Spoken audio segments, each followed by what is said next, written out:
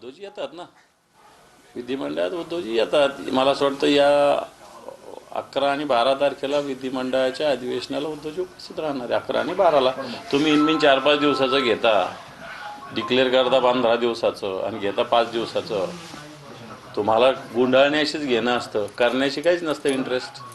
पण थेट मुख्यमंत्र्यांनी दिवस अशा पद्धतीने दिवस न्यायला काही अर्थ नाही. मुख्यमंत्र्यांना थोडंसं मला असं वाटतं स्वतः विदर्भाचे असताना विदर्भात होणारं अधिवेशन जे आहे कशासाठी होतंय? नागपूरला अधिवेशन, नागपूर करार कशामुळे झाला होता? विदर्भावर अन्याय होऊ नये म्हणून त्याच्यात असं ठरलं होतं की नागपूरचं अधिवेशन वर्षातून एकदा व्हावं.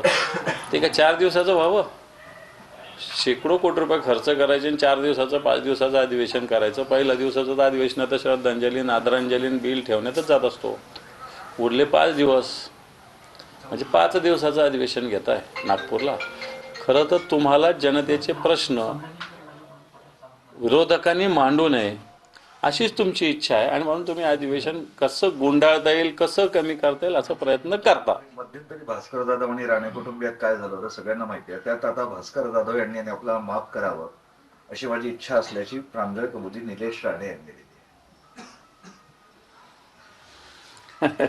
आता यांचं काय काय माफ करावं हा एक प्रश्न आहे.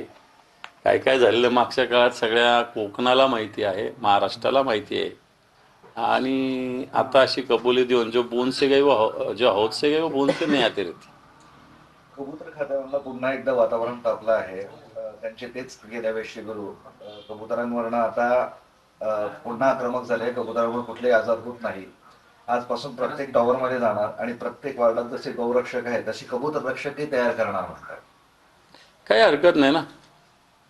त्यांनी लोढा बिल्डरला सगळ्यात आधी सांगावं की सगळ्या लोढा बिल्डरच्या जेवढ्या साईट आहे आधी तिथं सुरू करा म्हणा, मग बाकीच्या ठिकाणी करा म्हणा.